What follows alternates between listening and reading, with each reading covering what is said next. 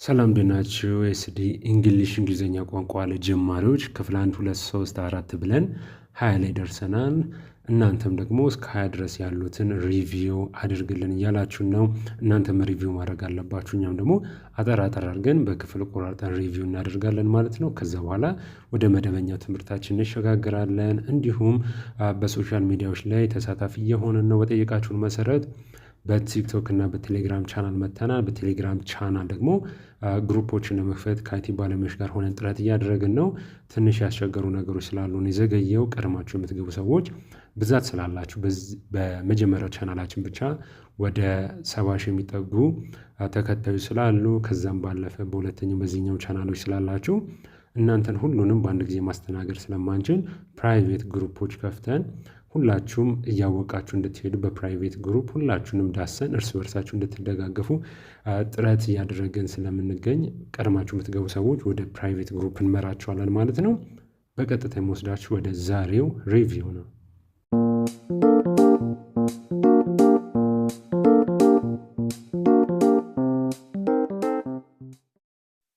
እንደምታስታውሱት ጀማሪዎች እንግሊዘኛ ቋንቋ ክምችቶቻችንን ለማስፋት እጅግ በጣም እንዲረዳን አድርገን የመጀመሪያ በላይኛው ረድፍ ላይ የምትመለከቱት በእንግሊዘኛ ቃሉ ጽፈንላችኋል። በሁለተኛ ደረጃ ላይ ያለው ደግሞ እንግሊዘኛውን በአማርኛ እንዴት ማንበብ እንዳለባችሁ ተጽፏል።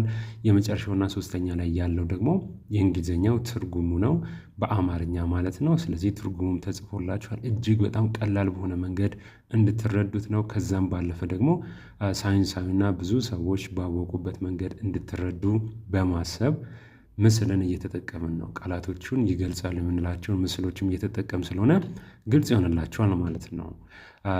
የምታስታውሱ ከሆነ ክፍል 1 የጀመርነው በሰላምታ ነው። ስለዚህ ግሪቲንግ ሲምፕል ግሪቲንግ ናቸው ሰላምታን የሚገልጹልን ቃላቶችን የምንመለከተው ማለት ነው። በክፍል 1 ላይ የመጀመሪያው አንደኛው ብለን ያስቀመጥነው ሄሎ ነው። ሄሎ ሁላችሁ እንደምታውቁት ሰላምታን የምትገልጹበት ሰላም ማለት ነው። ሰላምታን ለመግለጽ ሌላኛው የምንጠቀመው ደግሞ ሃይ የሚለው ነው። ከዛ በኋላ ከሰዎች ጋር ስትለያዩ ደህና ሁን፣ ደህና ሁኚ፣ ቻው ለመባባል ጉድ ባይን ትጠቀማላችሁ። አንዳንድ ሰዎች ደግሞ አሳጥረው ባይ ይሉታል። አምስተኛ ላይ ይዘንላችሁ የመጣ ነው ደግሞ ሰላምታዎችን ከጊዜ ጋር እንዴት አድርጋችሁ ትጠቀማላችሁ የሚለውን ነበር። የመጀመሪያው ጠዋት ላይ ከሰዎች ጋር ስትገናኙ ጉድ ሞርኒንግ፣ ጉድ ሞርኒንግ ግ የሚለው ሳውንድ እነሱ ይወጡታል። ስለዚህ እዚች ጋር ግን አላስቀመጥኩም ነበር። እናንተ ግን ጀማሪ ስለሆናችሁ ያንን ማከል ትችላላችሁ። እንዴት አደርክ ወይም እንዴት አደርሽ ማለት ስትፈልጉ ጉድ ሞርኒንግ። ምሳ ሰዓት ሲሆን ደግሞ እንዴት ዋልክ፣ እንዴት ዋልሽ ማለት ስትፈልጉ ጉድ አፍተርኑን፣ ጉድ አፍተርኑን። ምሽት ሲሆን ደግሞ ጉድ ኢቭኒንግ፣ ጉድ ኢቭኒንግ። እንዴት አመሸህ፣ እንዴት አመሸሽ። ጉድ ናይት ስትሉ ደግሞ ደህና እደር ወይም ደግሞ ደህና እደሪ፣ ጉድ ናይት። እንግሊዝኛ ቋንቋ ላይ ለሴትም ለወንድም ዩ ስለሚያገለግል መጠቀም ትችላላችሁ። ሃው አር ዩ፣ ሃው አር ዩ። እንዴት ነህ፣ እንዴት ነሽ ማለት ስትፈልጉ ሃው አር ዩ፣ ሃው አር ዩ ተብላችሁ ስትጠየቁ ደግሞ ደህና መሆናችሁን ስትገልጹ አም ፋይን ታንክ ዩ፣ አም ፋይን ታንክ ዩ። ደህና ነኝ አመሰግናለሁ። አም ፋይን ታንክ ዩ። አም ፋይን የሚለውን አም ጉድ በሚለው መቀየር ትችላላችሁ። አም ጉድ ታንክ ዩ። በጣም የተለመደው ጥያቄ ከሰዎች ጋር ስትገናኙ ከሰላምታ በኋላ ስም መጠያየቅ ነው። ዋትስ ዮር ኔም፣ ስምህ ማን ይባላል? ዋትስ ዮር ኔም፣ ስምሽ ማን ይባላል? ማይ ኔም ኢዝ፣ የኔ ስም ብላችሁ ከዛ በኋላ ስማችሁን ማከል ትችላላችሁ ማለት ነው። እኛ ለምሳሌ እንዲያገለግል ማይ ኔም ኢዝ ቤዛ፣ ስሜ ቤዛ ነው። እናንተም ማይ ኔም ኢዝ ብላችሁ ስማችሁን ማስቀጠል ትችላላችሁ ማለት ነው።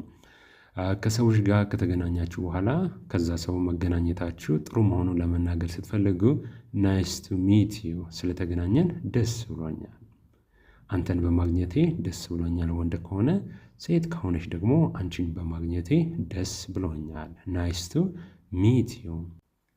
14ተኛ ላይ ያስቀመጥነው ደግሞ ፕሊዝ የሚለውን ነው። እባክህን፣ እባክሽን ማለት ይሆናል። ታንኪዩ፣ አመሰግናለሁ። ታንኪዩ። አንዳንድ ሰዎች ታንክስ ይላሉ፣ አንዳንድ ሰዎች ደግሞ ታንክ ብቻ ይላሉ። ሆኖም ቀረ ምስጋናን የሚገልጽልን ነው። ታንኪዩ ስትባሉ ደግሞ ምንም አይደል ማለት ስትፈልጉ ዩር ዌልካም። ታንኪዩ ለሚላችሁ ሰው ምንም አይደል ብላችሁ ለመመለስ ዩር ዌልካም የሚለውን ትጠቀማላችሁ። ሶሪ አዝናለሁ፣ ሶሪ አዝናለሁ። እንዲሁም አንዳንድ ጊዜ ይቅርታ ለማለትም ያገለግላል። ሶሪ ግን ይቅርታን በደንብ የሚገልጽልን ደግሞ ኤክስኪውዝ ሚ፣ ኤክስኪውዝ ሚ። አንዳንድ ሰዎች ደግሞ ስኪውዝ ሚ ብቻ ይላል፣ ስኪውዝ ሚ። ስለዚህ ሁለቱንም መያዝ ትችላላችሁ ማለት ነው። አዎ ነው ማለት ስትፈልጉ የስ የሚለውን ትጠቀማላችሁ። አይ አይደለም የሚለውን ለመግለጽ ደግሞ ኖ የሚለውን ትጠቀማላችሁ። የመጀመሪያው ክፍል ከሰላምታ ጋርና መሰረታዊ ከሆኑ ነገሮች ጋር እነዚህን ነበር ያየነው ጀማሪዎች። በክፍል 2 የቋንቋ ክምችቶቻችንን ከቆምንበት 20 ላይ ያቆምነው። ካቆምንበት ከ20 ቀጥለን ወደ 21 ተሸጋግረን በክፍል 2 እንገናኛለን ብለን ነበር። ልክ እንዳልነውም በክፍል 2 የጀመርነው ከ21 ነው። ከ21 ጀመርን። በክፍል 2 ደግሞ በጣም መሰረታዊ አድርገን ያስቀመጥናቸው ድርጊትን የሚገልጹልን ቃላቶችን ነው።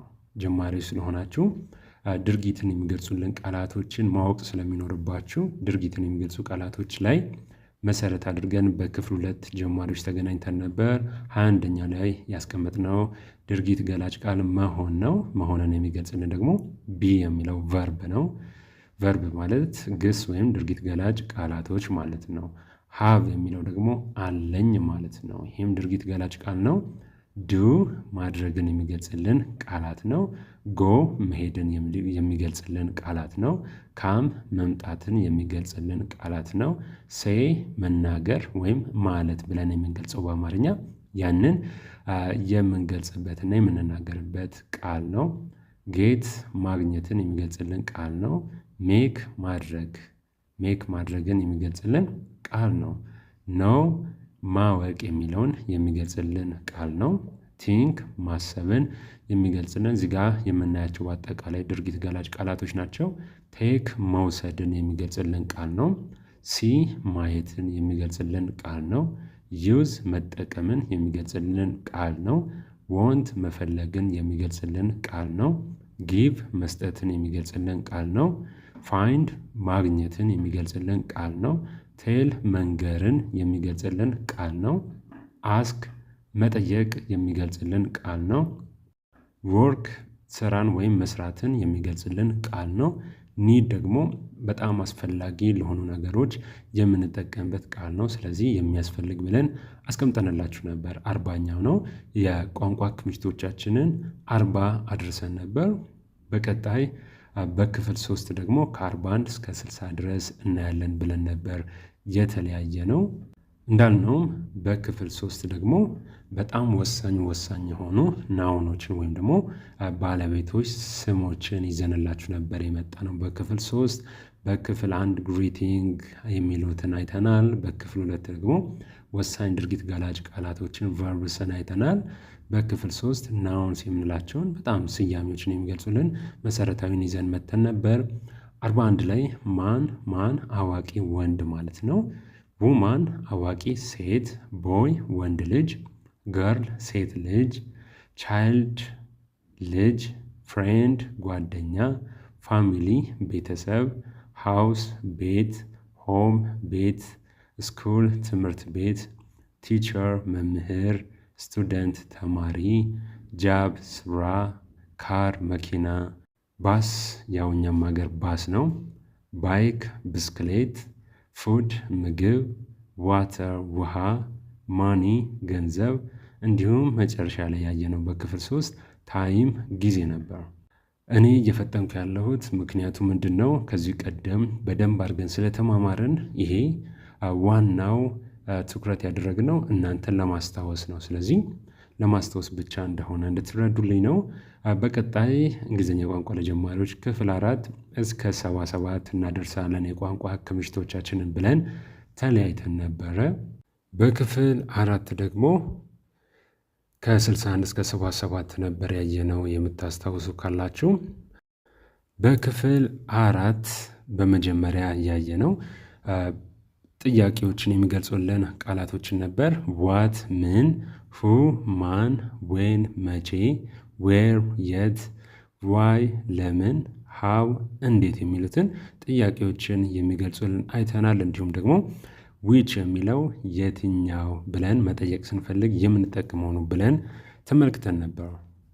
1 1 2 2 3 3 4 4 5 5 6 6 7 7 8 8 9 9 10 10 ብለን ክፍል 4ን ደመደምን ማለት ነው። ሁሉም ነገር በስትራቴጂ እና እናንተ እንድታውቁ በሚረዳችሁ መንገድ የተሰደረና የተቀመጠ ለጀማሪዎች የሚሆን ነው ማለት ነው።